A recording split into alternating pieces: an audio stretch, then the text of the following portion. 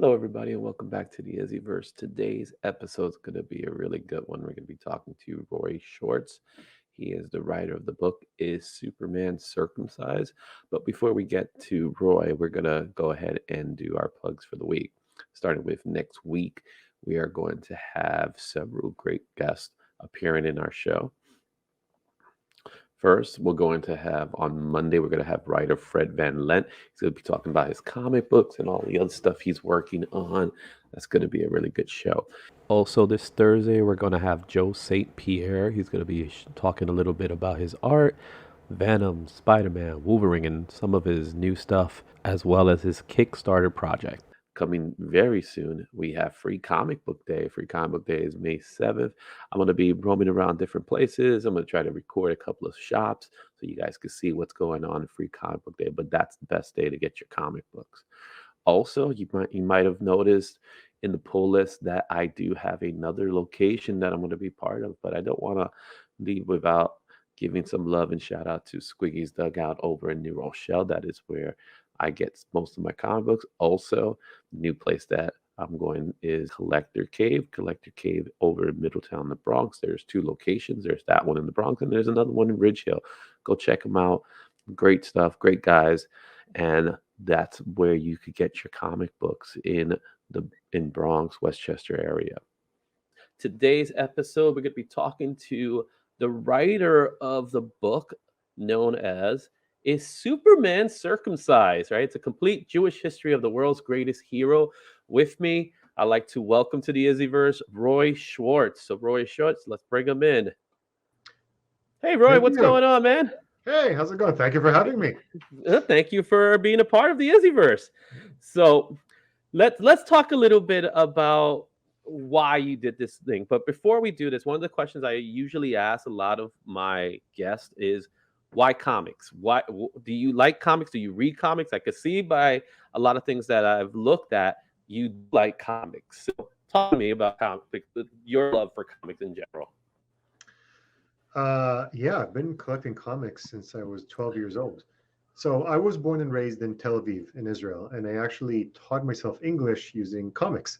I knew English ahead of all my friends. I knew how to read and write in English ahead of everybody. Which is why I'm comfortable using words like swell and great Scott and stuff. I don't apologize for that. I've been reading comics since I could read, and I've been collecting them since I was about 12. And when I started my academic career, so I have a interdisciplinary master's in English and social thought from NYU. So in both my undergrad at the New School in New York and my grad at NYU, I really looked into pop culture, 19th century Victorian pop culture, which is like all the Penny Dreadfuls, and Charles Dickens back in the day was pop culture, right? Long before he was this kind of literary master. Going into mid-century American pop culture. And this includes everything from comic books to the Twilight Zone, from Philip Roth to Magneto and everything in between. And I that was really my focus. And at some point, my grad school thesis shaped up to be also titled "Is Superman Circumcised?" because I thought it was a funny and cheeky title that also conveyed that I wasn't taking things too seriously. Um, it was really about the concept of heroism and the heroic figure in different cultural traditions.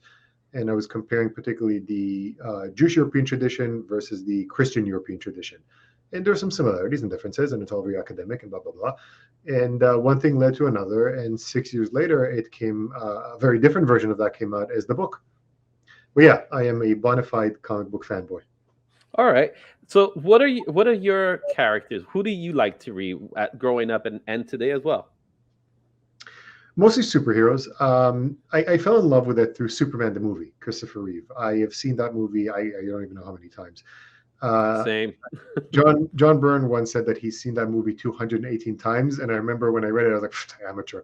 I used to know the whole thing by heart, word for word, but it's been a few years since I had that time. I just come back from home, from back home from school, put in the cassette, and just watch it. And that made me fall in love with superheroes in general, and that was my gateway drug to comics as a medium. Uh, and probably that's why I could never afford real drugs, right? Because comics are expensive. And I always make a distinction, tell people, listen, comic books are medium, superheroes are genre. We know this. Most people don't know this, blah, blah, blah. But I really do like superheroes more than anything else, though I read anything I can get my hands on. My favorite is Captain America. He has always been my inspirational figure. At home, I have a whole like shield replica and helmets replicas and all that kind of stuff. And Jack Kirby is my favorite all-time creator and artist. I just did a panel at Big Apple Comic Con in New York with Jesse Simon, Joe Simon's grandson. And my pride and joy, that's where you and I met, actually. My Yeah, exactly. in the panel, he told stories from home. He brought some original artwork. I talked about some historical contexts. And my pride was when he said, "Whoa, you just told me stuff about my grandpa I don't even know." So that was the proudest moment. So really, it would be Cap. Cap is my guy. But I like the bright guys. I like Superman. I like Batman like anybody else, but the dark, tortured anti-heroes are less my palette. I like the better good guys. Yeah, the wholesome characters of, as we'll call them, or something like that. The Um, grown-ups, yeah. yeah. So you mentioned a little bit about your thesis, and obviously we're gonna let's dive into this book, right? So just to show people the book one more time, that's the book, right? It's Superman Circumcised. Again, award-winning title. So talk to me a little bit about that award-winning title, because the title is there. Clickbait, right? It's technically a type of clickbait in some way, but Right, with right. a play on words. So when I saw the title, I immediately knew what you were going for in some way, right? And I did read. I read some of the excerpts in the book, and I'm actually currently reading the book, and I'm fascinated because I'm one of these guys that I don't read books that frequently because my mind has a tendency to wander off when I'm reading. But I'm definitely a comic book reader. But you drew me in with the book, so I'm in. It's already there. It's on my Kindle, whatever you want to call Nook. I think I got it from, and I started reading it. But talk to me about this title, and then let's go into the book in particular. Oh, thank you. I'm glad you're enjoying it. That was the purpose of writing it. I mean, half the people buy their books, on Amazon on their phones. So I need to make sure that it was easy to understand and easy to see when it's the size of a postage stamp in somebody's hand. So the title and the cover are not subtle, but and you're right, it's clickbait, but it's not supposed to be like tawdry, ribald humor. Like, it's supposed to be silly. It's supposed to be tongue in cheek and playful. And, needless to say, in this day and age, there was blowback because everybody frowns on everything all the time, pretty much. But most people like you understood I was supposed to be funny. And the subtitle of the book is what gives you the information. It's about the complete Jewish history of the world's greatest hero. And I wanted to also convey that it's not that serious. I took the subject seriously, but I don't take myself too seriously. And I don't know how far into the book you are, but there's a lot of jokes in it. Most of them bad jokes, but still.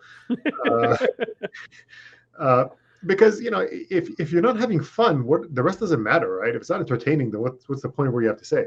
Hmm. The so the book is it's about the history of comics in general as an industry, and it's about the history of the genre, both the historical context and the thematic content of superheroes, and particularly Superman as sort of the text, the first one, right? The guy who, in one single leap, sort of the Big Bang, he created and exhausted the entire superhero genre in many ways, right? So I sort of use him as the Sherpa, as the guy, but it's not just about him.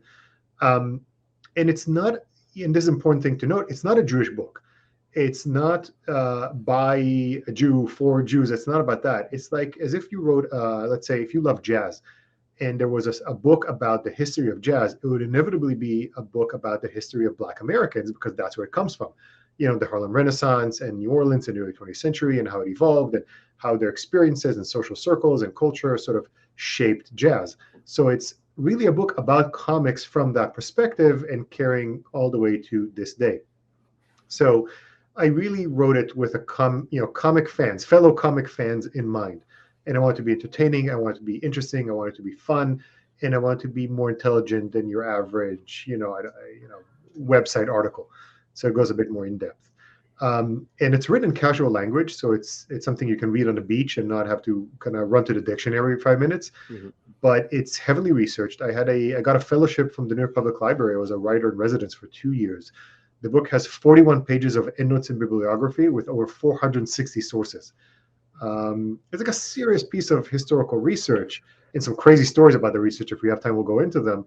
But it all comes together to just be a fun read. That's if I did my job right. That's the goal. That you'll tell me once you're done. And well, you got me drawn in. I'll tell you that much. You got me drawn in. So I'm already in the first chapter, and like I said, I read it yesterday.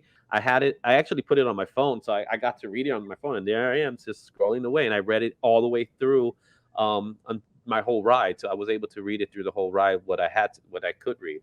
And some of the things that you mentioned, which I definitely want to talk a little bit more about, is the Superman relationship to his actual Kryptonian name, and things like that, and how some things apparently could have been coincidental, but sometimes weren't.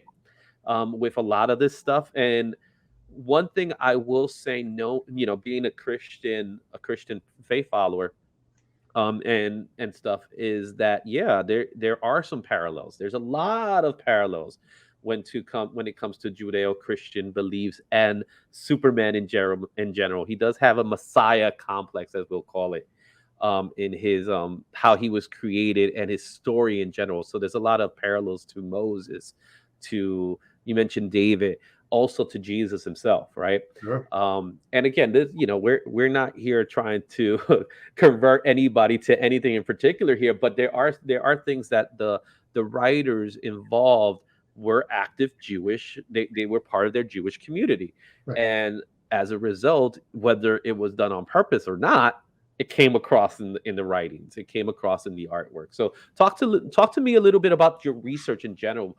Because again, that a lot of research was put into place with this. Right. So if we broke down everything we just talked about into questions, it's just like 5 different questions. I'm going to try and answer all of them at once. The first one, I'm happy you're okay and nothing happened, and all that kind of stuff. And by the way, you mentioned earlier that the book won an award. So in case somebody thinks this is like a serious bona fide award, it's not. It's not the Nobel Prize or the Pulitzer. There is a very real but humorous literary award given in England by the Bookseller, which is sort of like their Publishers Weekly, called the International Diagram Prize for the Oddest Book Title of the Year. And my book won. It is officially, Is Superman Circumcised is officially the oddest book title in the world for 2021. And I am prouder of that a lot more than I should be, but Did you actually get an award or certificate or something for it? You get a digital thing and you get a bottle of wine. But I got interviewed. I got interviewed The Guardian and BBC and all these kind of things. And I think they were expecting a serious, no, this book is serious. Blah, blah, blah, blah, blah. But instead, I told them that the competition was stiff, but I'm glad I was able to rise to the challenge because I had a firm grasp of the matter. And they did not know, they're British. They had no idea what to do with that answer. And I'm I'm probably taking comic books being taken seriously back by a couple of generations, but back to the Wortham days. But what can I say? I have my fun when I can. So, It's fitting with the title that you had, right? That's what I would say. man, I mean, forget about like the anti-Semitic remarks I get, but so many like anti-circumcision activists or anti-religious Well, there activists. was there was one comment that had me when I was looking through your Amazon. Yeah, There yeah, was one comment that someone left that yeah. just totally didn't understand what the book was going No, for. no, they understood what they were doing. So what happened is when the book came out, I got review bombed by like neo-Nazis, anti-Semites. I got a lot of like hate mail, and I got damn Jews and their propaganda, blah blah blah blah. Fine, whatever. And the Amazon, when I wrote to Amazon, they were willing to take all of these comments out, with the exception of this one comment that referred to it as circumcision propaganda, because Yes. the guy was able to avoid using terms like dirty Jews. So they left it. So it's like this one vestige. But given that all the other comments are five stars, then I can live with it. Yeah, and you know what? For me, it just was that one that one star comment that I just stood there. I was like, when I showed it to my Circumcision is coworker, wrong. I was like, look at what he wrote and stuff. And it was just, it was one of those comments where you just look at it, it's like, huh? No, listen, a lot of people have access to a keyboard. It's all I'm saying. I've got some really funny ones, yeah, I take it in good spirit for the most part. It's really funny, but and also every time I do an event in person, there's always at least like 3 old Jewish guy friends who come together, and then they take me aside and tell me all their circumcision jokes. So I now have like a whole repertoire of those, and I love every minute of that. It's great. So every time I come to an event, and I do events all over the place, and some of them are comic book stores, and some of them are synagogues, and some of them are schools, and some of them are JCC. So when it's a Jewish context, I always share a couple of these jokes. And people. The first thing I did for the research is I read every single Superman comic ever published since 1938. I'm sure That's a lot. yeah, I'm sure I missed some guest appearances, but like every Action Comics, every Superman, every Adventure Superman, every Superman, the Man of Steel, blah blah blah blah blah. I watched every movie, every episode of every show, listened to every surviving radio episode, et cetera, and to the best of my knowledge, read every article written about him in mainstream American press ever. And in addition to that, I mean, that's all.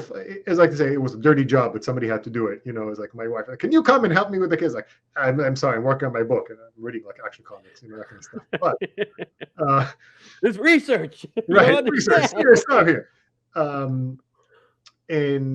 But there was also some real. That's the fun stuff, and there's also serious historical research for the context and that kind of stuff. And 2 things that I want to point out is the New York Public Library was great about that, and I got a fellowship from them, and they really helped me delve deep into some historical records and finding some immigration papers and some historical records. I was looking for like a Nazi newspaper and all kinds of things that they helped me find, which was great. The other thing is Karen Green, who's in charge of the comic book curator at the Columbia University Library Special Collections something. They have the original. Jerry Siegel wrote a memoir in 1979 when the Superman movie came out, and it never got published, and it was lost. And it was only found in 2011 by Larry Ty when he wrote Superman: The High-Flying History of America's Favorite Hero. And for some reason, since him, nobody ever looked at it. It just sat there collecting dust at the Columbia University Library. And I went up there and I got access and I scanned it all and I read it all. And it's like a treasure trove of how, all the influences and how he came up with the ideas and how it evolved and how he lost the character in the lawsuits and all of his ups and downs, as well as just kind of putting you in the mindset of that time and place in history, and that was great. So 6.5 years of research and a lot of writing and a lot of notes really funneled into this book. And eventually I kind of whittled it into something that is actually interesting to read, but there was a lot of research. And there's a lot of stuff that I didn't know. When I originally pitched it to the publisher, I pitched it as a 55,000 word book, which is sort of a light, pocket book, kind of light beach reading.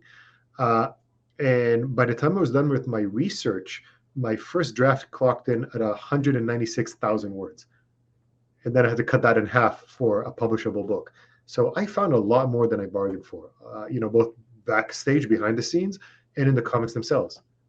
So it was great. Wow. So with this particular book in general, you were you again 6 years of your life devoted to making this book happen. Um, and you mentioned the research and you mentioned everything about it. What drew you into Superman in that way? Like, to go as far to say, I'm going to spend, obviously you're not saying to yourself, I'm going to spend 6 years of my life, but you devoted 6 years of your life to talk about Superman, really, in a nutshell, and really the Jewish historic part of comics. Because when it comes to comic books, especially the early years in comics, the golden age as well as the silver age, going into the Marvel age, as we'll talk about too, I'm sure there was a lot of Jewish writers, artists. I would say it was dominated by Jewish writers and artists, right? Because Yeah. most of the people you hear, at least the names from that era, were Jewish writers and artists. So, what drew you into doing that in particular? So here's the thing too, and just like the jazz example I gave earlier, and there've always been jazz greats who are not black, but it was a black industry, and it came from that cultural context. And it's the same with comics. The comic book medium, the magazine, saddle stitch, Mhm. that's a Jewish invention. The superhero genre is a Jewish invention. I say in my book that it makes sense for Jews to have invented that because people with real power don't need to imagine superpowers. Mhm. Of course, it would come from the downtrodden. Long before he was the Man of Steel, Superman was the champion of the oppressed. It came from somewhere. And when I say that Superman is Jewish, first of all, I don't mean literally Jewish. Clark Kent is not literally. I mean, metatextually, Mhm. historically, as a character, not the actual guy in the comics. He's canonically Christian, Methodist, or Protestant, not practicing, blah blah. But that's I don't mean that he's Jewish in the same way that Ben Grimm is Jewish, or Max Eisenhardt is Jewish, that kind of thing. And Mhm. when I also say that they borrow Jewish elements, just like you said, you've been noticing, there's Moses, there's David, there's Samson, there's the Golem. It's not that they intentionally made it a religious figure, but first of all, back then, secularism wasn't what it is today. Especially if you're fresh off the boat, immigrant or first generation American, the culture of the old world is still heavily embedded. You still go to church every Sunday or go to synagogue every Friday. People are not secular quite in the same way they were today, particularly not the working classes that all these comic book greats came from. And they drew on their cultural orbit. So just like Jerry Siegel and Joe Shuster drew on Popeye, and they drew on Douglas Fairbanks, and they drew on all these kind of inspirations, they also drew on Moses and Samson and the Golem and that kind of stuff.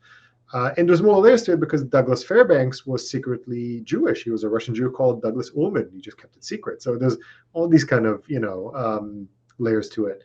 So, but that's what I mean, that it's really a cultural osmosis. Mhm. And some of it was conscious and some of it was not conscious, and some of it, who's to say? Yeah.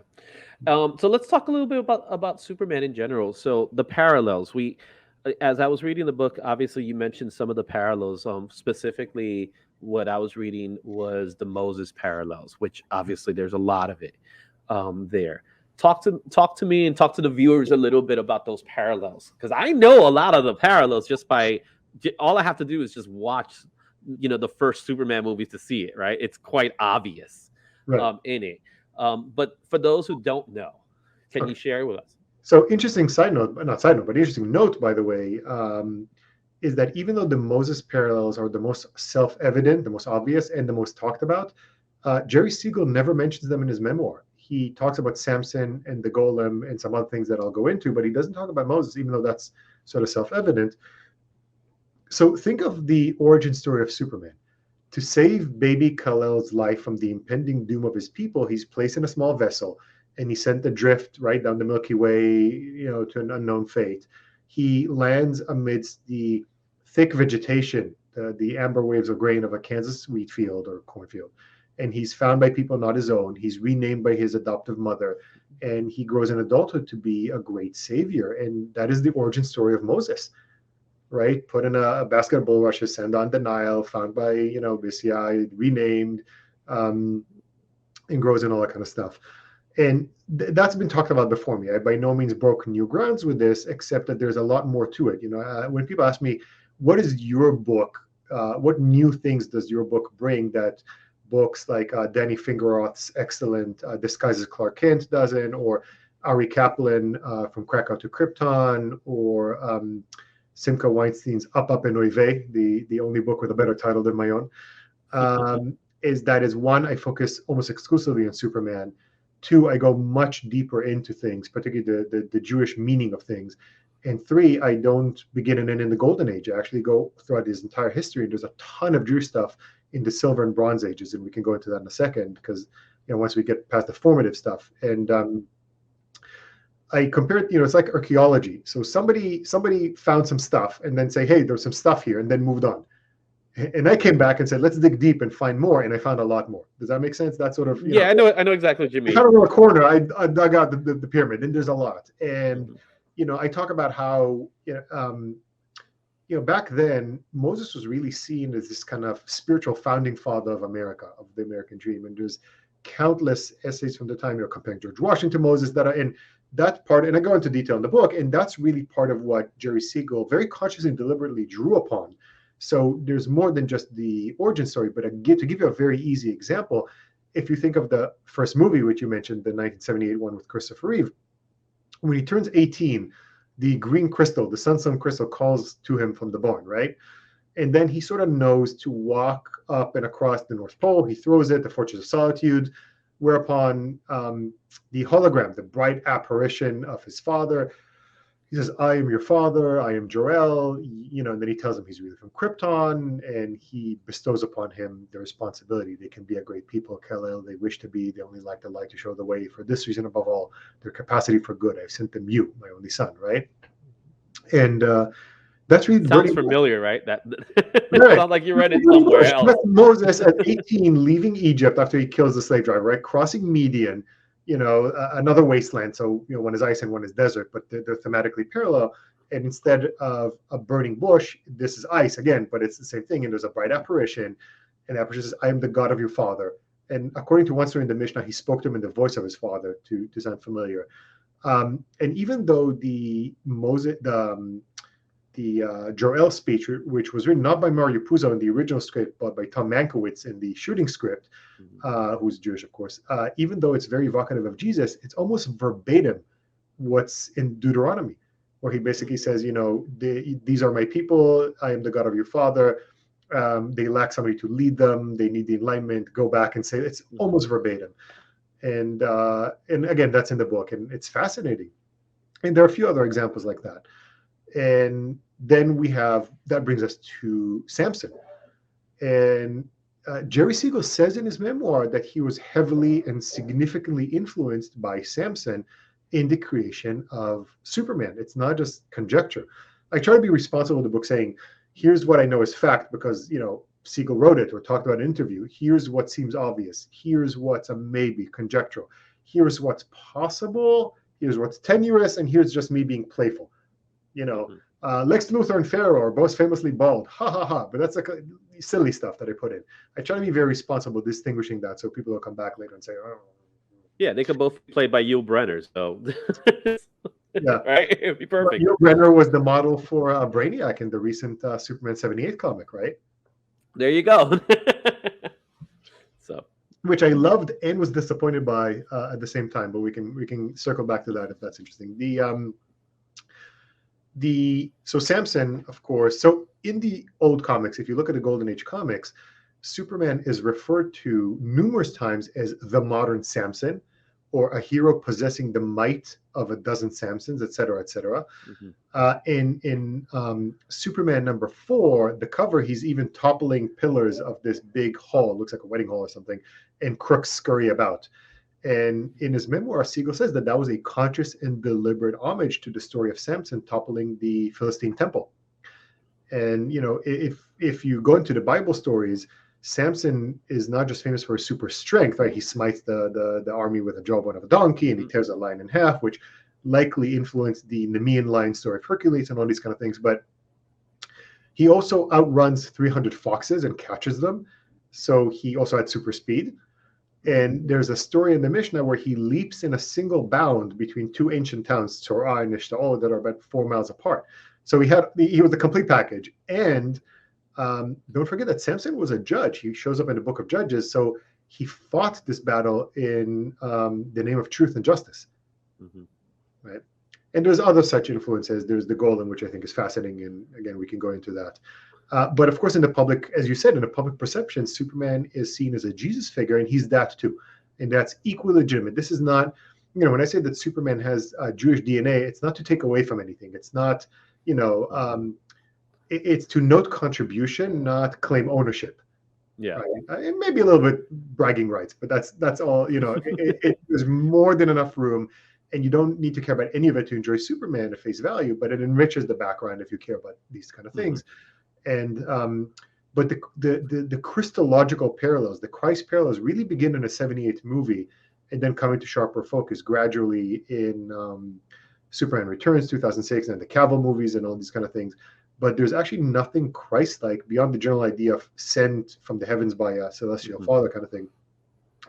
There's nothing Christ-like, nothing Christian in the comics until the 1992-93 Death and Return story arc. There's really nothing particular. That really came, Smallville, of course, it really came on screen and in later decades. Yeah.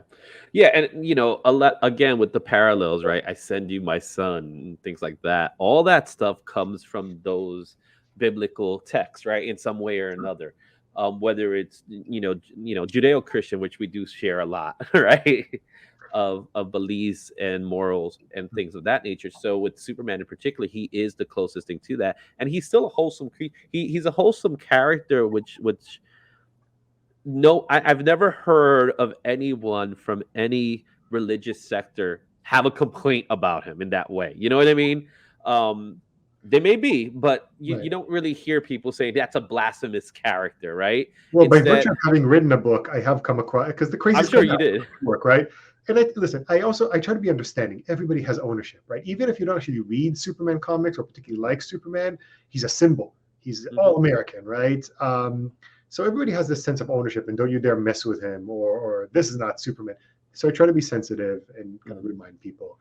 But again, there's room enough for all kinds of interpretations. I just try to be responsible enough to not be revisionistic about it.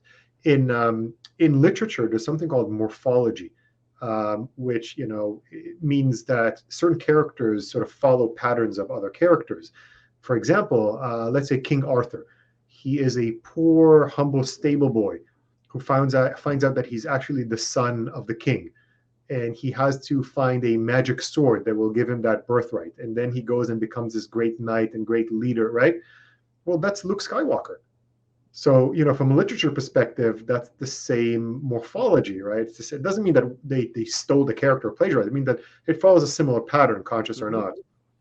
And in a similar way, you could argue that Jesus is morphologically sort of the next step after Moses. Both have a similar, baby saved from doom in Egypt and comes back, becomes a hero. One wanders through the desert 40 years, 140 days, big thing on a mountain, receive the new covenant. There's a lot of morphological echoes. So if Superman, resembles one, he's going to resemble the other. And if you go at it from a different perspective, which is Jungian archetypes, Carl Jung, who was sort of the successor to Freud, Austrian psychologist, theorized that humanity has this collective unconscious, that we have these primordial shared patterns of thought that inevitably result in the same things, which is why you can have different cultures around the world that had no connection come up with very similar or identical ideas, because ultimately, very deep down, we all have the same patterns that we follow. So sooner or later, things will cross. So from that perspective, then Superman doesn't come from Moses or from Jesus, but all three come from some sort of collective need to humanize God, which, if you allow me, Freud even says that all God figures are really surrogates for the father figure. So it even goes back to something that kind of, primal. So it really depends how you look at it, but I just try to have fun with it. Okay. Let's talk a little bit about the other comparisons. You mentioned David. You already talked a little bit about Solomon. Oh, not Solomon, Samson. But we will talk about Solomon since there was there are some comparisons to Solomon. Tell me a little bit more about the other biblical characters, and maybe even outside mythology. Obviously, we know Hercules and things like that. of Ulysses, Achilles. There's a whole bunch. We could go all day Sure. with this. But tell me some other things that you identified that you were able to, through your research, see more parallels, and better yet, parallels that you probably didn't see before.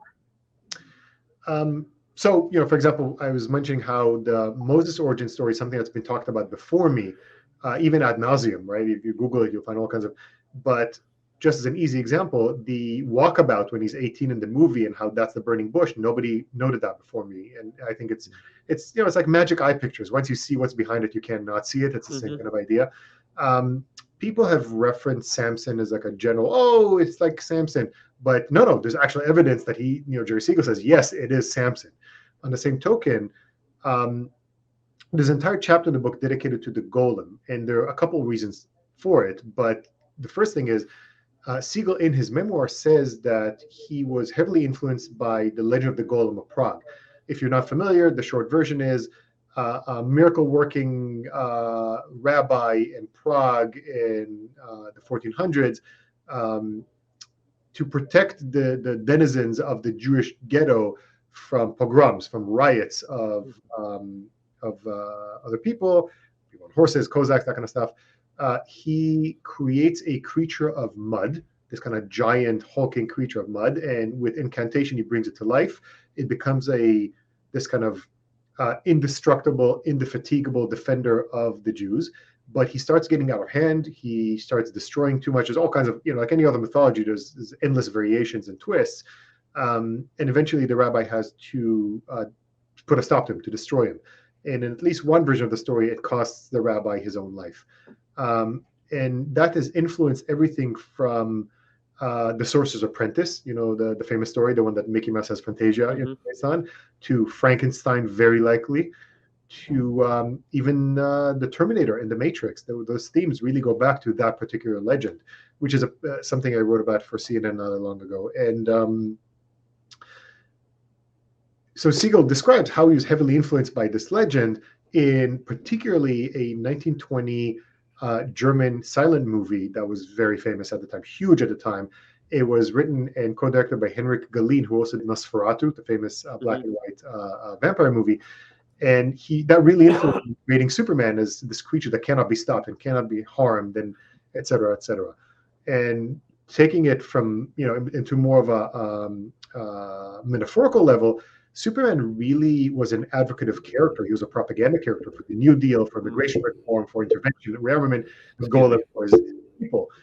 Oh, and when you fast forward to 1958 and the origin story of Bizarro, that's wholesale the story of the Golem. He is an artificial duplicate of Superboy, created, by accident, but he's well-meaning, he's well-intentioned, he's trying to help him, but he's dim-witted, he's too destructive, and he has to be stopped and eventually destroyed before he causes more damage, which I thought was fascinating. And a small interesting tidbit: in the 1920 Golem movie, the only person who's not afraid of the Golem is a little blind girl who hands him an apple. She's not blind, sorry. It's a little girl who hands him an apple. And the Frankenstein movie, the one with Boris Karloff in 1931, that movie is such a plagiarism of the Golem movie that it's at least 50% The Legend of the Golem as much as is Mary Shelley's actual novel, which if you've never read, there's actually never been an adaptation that's true.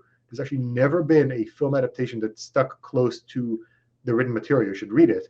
In it, Frankenstein is yellow-skinned, long-haired, bright teeth, gorgeous, and super intelligent. Very different than what we know. And in the original Frankenstein story, there's no little girl. In the original Golem story, there's no little girl. But in the movie, The Golem, there's that little girl. And she makes her way into the Frankenstein movie, amongst many other things. She's the girl that gives him a flower and he throws her in the lake to make her float and she drowns. And that becomes the little blind girl in the Bizarro story. That if you remember, when he's eventually destroyed, the powder he's made of gives her back her sight. So even that little theme carried over all the way. So there's all these kind of examples. Now, you mentioned something that, because again, we talked a little bit about, Siegel and Schuster, but those that followed them. One thing you mentioned was the death and return of Superman, which is a 90s story. So obviously they weren't involved in that process. I've heard that story a billion times by the creative team about why don't we just kill him, right? Where they had a meeting and they said, why don't we just kill him? And that's where they devised the whole Doomsday storyline and the death and then eventually the return of Superman. Talk to me a little bit about what you learned in regards to the death and return of Superman. So, if you'll allow me, if you'll indulge me, I'm going to rewind a bit and then kind of move forward. Go for it. And by the way, even though Roger Stern was sort of not Mike Carlin was the architect, was the originator of that idea. The architect of the storyline was Dan Jurgens, who's currently reading my book. I ran into him at Motor City Comic Con, and he asked for a copy. When I told him that not only is his story not the first death and return of Superman, but the original one is actually a Jewish story, which blew his mind, and we're going to get into that. But also he was just like the nicest guy possible. So I'm waiting to see what he thinks. Him and John Bogdanov both got copies and are reading them now. So we'll see. We'll see. So Jerry Siegel and Joe Shuster created Superman. I'm assuming that if anybody is into comics enough to be watching the IzzyVerse, they know this story. It led to an IP litigation that is one of the, if not the longest running IP litigations in world history, that began in 1945 and wasn't settled until 2016, which is crazy with the estates. It was very acrimonious, and lawsuits and counter lawsuits and counter lawsuits and all these kind of things. By the way, my fortune is my day job. I'm a mild-mannered director of business development and communications for a law firm. So I was able to go deep into the records and really research them and talk to IP lawyers and get to the point where I understood it deeply enough that I could explain it simply enough. So I actually tracked that entire lawsuit throughout the book here, but to make it simple without losing sort of sight of what it's about. And it's an interesting one. So they got fired, after the war, and you had a succession of other creative forces, Alvin Schwartz, and in art you had Wayne Boring, and then Kurt Swan, and all that kind of stuff. Moving a little bit forward into actually I'm going to stick in November 1961. Superman number 149 is one of the very last issues that Siegel wrote. At that point, he was brought back to write with no byline and at 10% of his former salary. Very humiliating, but he needed work. And he was very impoverished. He had to, people had to send him diapers for his baby daughter. It was pretty bad. And in his memoir, he writes that he has two favorite stories from since the war, since the original Golden Age. He has two favorite stories. One is Superman's return to Krypton, which is, of course, very famous. And one is the less famous, The Death of Superman, in Superman 149. And it's an imaginary story, right? Remember those that... in it, Luthor manages to finally kill Superman. And he runs away and he hides. And Supergirl, who at that time is like a clandestine operative of Superman, nobody knows she exists, she goes in costume and she catches Luthor and she brings him to trial. But not in the US or the UN. She brings him to trial in Kandor, right, the refugee colony. That, by the way, in a few short years later, in a Howard Chaykin, Paul Kupperberg story, they note that the residents of Kandor number 6 million. That's very evocative, very, very evocative, right, in the post-war era. And in Kandor, he's told, you killed a Kryptonian, and therefore you shall be tried by Kryptonians. And he's put in this kind of prisoner's docket, this bulletproof prisoner's docket of glass, and with a guard on each side, and it becomes the trial of the century. It's broadcast to TVs all around the earth. Everybody watches it, and Luthor looks very insouciant, very kind of, it's all banal to him. This is based on the real life story of the capture and trial of Adolf Eichmann. That this story was written, came out right at the peak of. This is. Adolf Eichmann was the architect of the final solution of the Jews' deportation to the extermination camps, and he's the highest-ranking Nazi official to be caught and tried since Nuremberg. He was hiding under an assumed identity in Argentina, and the Mossad, the Israeli intelligence agency, like their CIA, found him, grabbed him in a special operation, brought him to stand trial in Jerusalem, not the UN or anywhere else, where he was told, "You murder Jews, we will be the ones to trial you." The trial attorney said, "With me stand here 6 million accusers who could not be here today." And Eichmann was placed in a bulletproof glass docket, a guard on each side. He seemed very uncaring, very, that's how Hannah Arendt came up with the banality of evil, right? To kind of describe his lack of caring. And eventually, of course, he was found guilty, and he is the only execution ever in the history of Israel. And in the comic, and of course, it became the trial of the century, and it was TV, the world, and all that kind of stuff. And in case that went over people's heads, in the comic, when Luthor is tried, he's even described as the worst criminal since Adolf Eichmann. And somehow that has never been picked on. Nobody has ever mentioned that this story is clearly, based on Adolf Eichmann, and that was Siegel's way of working his way through it, and kind of, borrowing from current events. And Siegel describes how it's one of his favorite all-time stories in his memoir. So that's one example. And then if we move forward into the Bronze Age, the main creative force behind Superman, we still have Kurt Swan, but on writing duties, we have the team of Elliot S. Maggin and Cary Bates. And Elliot Maggin is Jewish. He is a student of Kabbalah and Martin Buber, the philosopher, and all that kind of stuff. And he said in 2 different interviews that in his mind, Kryptonians and Superman being Jewish is so self-evident, it might as well be canon. Which I think he said, yes, as the Kents are Methodists, Clark Kent is Methodist, but Superman, he's Jewish, which I thought was really interesting. He openly approached Krypton as a space shtetl, and he openly approached Kryptonians as a Jewish culture, sharing similar values. And you see that in stories where it's described how the supreme values of Kryptonian culture are education and preservation of history and historical research and all these kind of things that are really lionized in Jewish culture. I would say that in Israel, we put athletes, they put athletes on cereal boxes, but they also put the Nobel laureate in physics on cereal boxes. It's just a different culture, and people may not be able to name all the Kardashian sisters, but they will tell you, they will tell you which Israeli this year won a Nobel Prize for chemistry or biology or something. It's like they have their own trading cards. Pretty much, yeah. So it just is. Education and pursuit of knowledge is the super value of Jewish culture, for better or worse, which is how you get cliches like the doctors and the architects and the engineers and the bankers and the, writers and et cetera, et cetera, et cetera. So Elliot Maggin writes these stories where he increasingly borrows from Jewish tradition, sometimes just because that's what's in his cultural orbit, as I said, but sometimes because he's trying to kind of wink at his audience. And we get stories, if you remember, there used to be a backup feature, The World of Krypton. And, I actually do remember that. All right. So there's one story where we learn, this one is a more kind of tongue-in-cheek, where we learn that Krypton got its name from 2 stranded astronauts, Kryp and Ton, that found themselves on Krypton and populated it. So that's like Adam and Eve. And again, these stories are part of the sort of collective culture, particularly of the West, but they still come from a Jewish book written by Jews, about Jews, for Jews, right? Then we have stories about Superman. One of his ancestors was Japhel, the prophet, who prophesied that Kryptonians, because of their wicked ways, would be wiped away in a flood if they don't change. And they all mock him.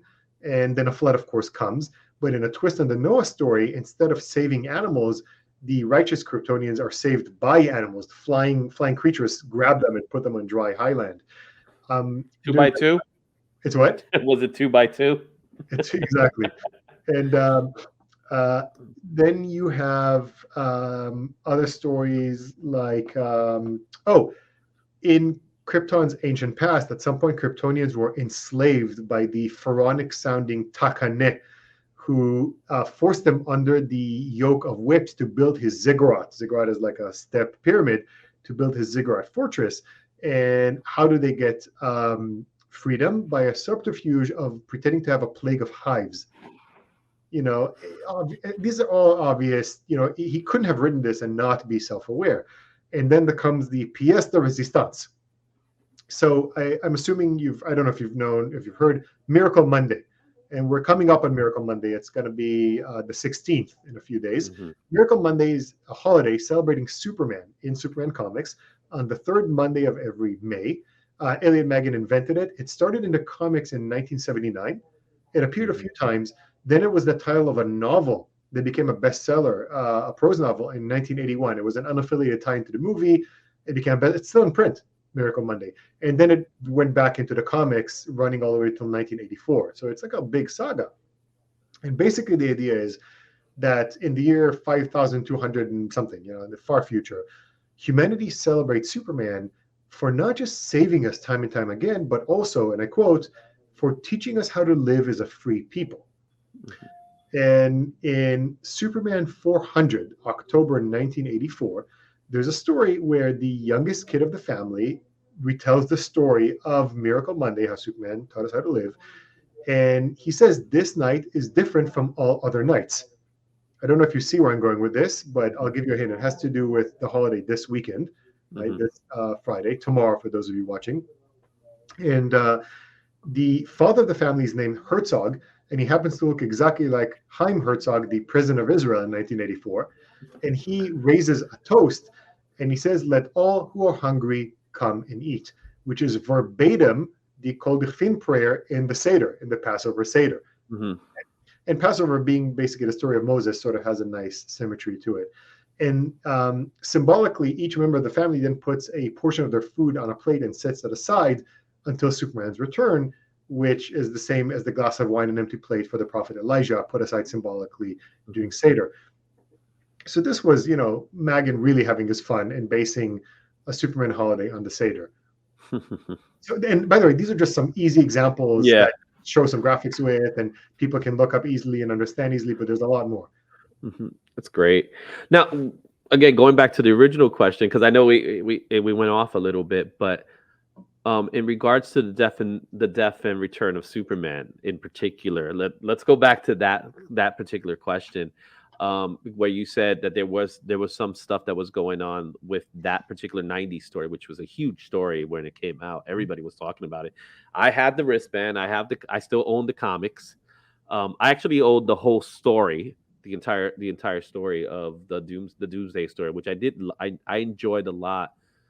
One is because they were thinking outside of just writing the story, and they did it panel to panel, that each panel was started with it started wide, and then as we got closer and closer to the actual death, they ended up becoming like splash pages. Like the last issue 75 is literally one page each, one panel for each page, and then it culminates with the opening page, right? And things like that. So talk to me a little bit about what you learned about that story in regards to just biblical story in general. Right. By the way, John, just last week, John Bogdanov sold his original art pages for $500,000 from that storyline. Worth it. Those are good art. He's the most stylized of Superman's regular artists in years and years. So because he's so stylized, it's a matter of taste, but you have to give him credit. He's the most stylized, which is mainstream superhero, particularly Superman, tend to not get those kind of out there. Yeah, Superman usually gets a house style when it comes to his art style. There are a few people that are little standouts. Like I think of Gary Frank artwork, and Gary Frank, his style makes him look like Christopher Reeve. So he's he touches that whole Christopher Reeve look, and he's one of my favorite Superman artists. But Donovan is exactly one of those guys that he drew him like a little more scratchy, a little bigger, like wider chest, smaller waist type. Right. Very, very angled lines. No, I love Gary Frank, especially his later work, when at first he would draw Superman a bit too realistically in terms of musculature, and the underwear looked a bit diaperish, but then he sort of evolved from that. I mean, he was always great, but he went to great, and I love his work. And first of all, on just a personal note, I think that my two favorite parts of the whole death and return of Superman are the two parts that are given the least credit, which is one, Funeral for a Friend, which in the collected was World Without a Superman, which I thought was so poignant and so emotional. It had so many beautiful moments, like when the Kents are buried the rocket ship with a few of the memorabilia in the field because they don't have a body, those kind of moments. And people focused on the slugfest, and they focused on the return and the destruction of Coast City and all that. But I thought those moments were so powerful and made the point of how important and unique Superman is. And Fantastic writing. I love the writings of those. 100%. And Doomsday at first didn't impress me. I felt he was just like 90s nonsense. But then Dan Jurgens came back and did Hunter Prey, which was so excellent. Hmm. And it didn't get the love it deserved. I mean, and I'm not saying it wasn't well received, but it didn't really make a splash the way it should have, because it's great. Hmm. Similarly, everybody remembers John Byrne's Man of Steel, but if you go back and read The World of Krypton, it's excellent. It's so good. And it never got the same recognition. The world of Metropolis, Smallville, fine. So the third return of Superman is really when Christ enters the picture, Hmm. and it's not just because Superman dies and then comes back, and there's an afterlife maybe, and that when clarkkent gets a heart attack and maybe imagines maybe actually happens when he saves his son's soul, but also when they open the sepulcher, the tomb in Metropolis Park, and it's empty, and then that there are false prophets, a bunch of Supermen who are not Superman, and that kind of stuff. And if you remember the image when the real Superman finally comes back in the black and silver suit, and he walks across the Atlantic in that Kryptonian war suit, remember? And then when he comes out, the opening is in between the Kryptonian war suit's legs, and he's flushed out in liquid. When he's in the suit, he's this kind of floating, this embryonic. He's born. It's literally birth. I mean, it can't be more simple. And it wasn't touched on. I could not find anybody who wrote about, hey, this is like really a birth metaphor, very clearly. He's flushed out in liquid from between the legs of I mean, maybe it was so obvious nobody bothered to talk about it, but to me, and I think that's fine. I don't think Jerry Siegel and Joe Shuster didn't try to proselytize for Judaism any more than Dan Jurgens and Louise Simonson and John Bogdanov and Mike Carlin and company try to proselytize for Christianity. It's a cultural blueprint, right? You write what you know and you borrow. And I don't think any of them were not conscious of it, but I don't think that was, intentional. They just kind of used that pattern. The term we use today is Easter eggs, right? that's Right, kind of like what we do, where we're throwing things so that I guess you could say the insiders might see it, the diehards might see it, but to the everyday crowd, you might not see it. And some are more obvious, and some are Yeah, less. some are more obvious than others, right? Everybody, we could talk about Disney and all the little things that they planted in their work, right? Or And again, non-animators of Disney plant, and then they're found when people pause. yeah, exactly. I was watching a video about it, and I was like, I remember some of those, and I was like, oh yeah, Yeah. you can tell me that wasn't obvious, but when I was 16 and I wanted to fast forward the Little Mermaid and pause when you see that the priest, right? That was hilarious. or Lion King with the sand. Yep. The Rescuers is the biggest one, I think. That's the one that was like, ooh, what? What were they doing? Much, yeah. But yeah. So these little Easter eggs, these little nuggets that are given, it's to serve one, to keep their, to kind of have fun with the work that they're doing, so it wouldn't just feel like work sometimes. And the other thing is that to let people see something that you probably wouldn't have noticed. But I think when it comes to writing characters and things like that, you write what you know, and what your everyday lives. Again, it was Brian K. Vaughan who said, "I write what I live," and that's how you get Saga. Things like that. Or was it Wait, just in case, because I get asked this quite a lot, actually. Aside from the book, yes, I love Superman and comics, and I wrote about that, but I'm a writer. My previous book is fiction. My next book has nothing to do with comics. I write for CNN about pop culture. I write for The Forward, Daily News, Philosophy, blah, blah. So people ask me about writing, and they ask me, I've been asked more than once about write what you know. It's about the emotional truth. It's not, Brian K. Vaughan doesn't say I write I write what's real because he has horns. That's not what he means. You know what I mean? I just want to, it's like acting is behaving truthfully in an imaginary situation. The writing is the same. That's the point of it. Yeah, exactly. So with that said, the one thing I wanted to talk about was, because we've been going about an hour now, almost an hour, and one thing I do want to talk a little bit is about the name Kal-El, the L. Explain to the viewers a little bit about the L and what it means in general. Right. So what I'm about to talk about, the meaning, hidden meaning of Kal-El, has been talked about before me. What I try to do in my book is, first of all, cut out the BS, which there's a lot of, and also sort of put in order, what may be and what may not be the case. So El in Hebrew is one of the names of God. It literally means God. Unless it's talking specifically about the big guy, it's lowercase g God. Just it could be anybody. Yeah. Elijah, it's El. It's the names of all the prophets and angels in the Bible are what's called theophoric names. Theo, like theos, theology, godly. Gabriel, Daniel, Michael is Michael. They're all El. So Kal-El in a Jewish context is highly evocative. Now, a few people try to shoehorn extra meaning into it, claiming that Kal means something else, and that Kal-El together is voice or vessel of God or all that is God. I think that's specious. I don't think that's true at all. And I think that shoehorning extra meaning into it just dilutes what's really there. The dude's last name is God. That's more than enough. Then the next question is, was this intentional? And what level of erudition did Siegel have?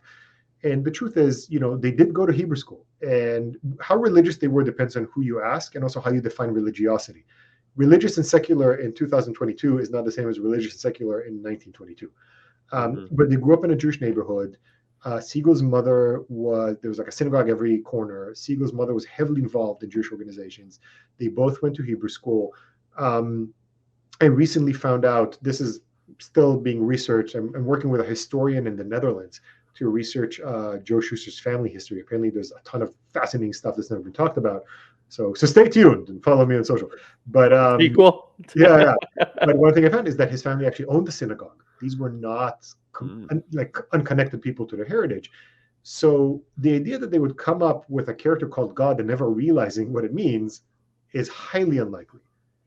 That said, to be fair, Kal-El is named after Jor-El, which was originally spelled with just the letter L, Jor-L, which appeared long before Superman. It's actually a name that Siegel used in a different story for like a space police. And it was an anagram of his own name, Jerome Siegel. He just took the Jer and L and he put them together. So, etymologically, it comes from nowhere. It's just playful. But it still ends up with a character, a savior character named God in Hebrew. So whether it was not intentional, whether it was not purposeful, it's still what it is. And it's highly likely to never realize what it was. So that's the full story. And take of that what you will. Yeah, more like a happy accident in some way, right?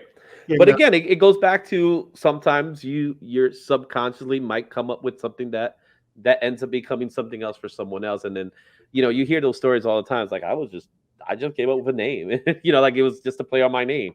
And everybody's, oh, it's got to be more. And then you have studies and 60 years of research to find that out, right? Well, as long as I'm not being revisionistic, I really try to be good about that and say maybe or definitely, or I try to not claim with authority things that I don't know for fact. Yeah, absolutely. It's been great, man. This has been such an educational interview. I learned a lot. I'm sure we could go off for hours, but obviously you got things to do. I got things to do. So Roy Schwartz, please let everybody know where they can find you.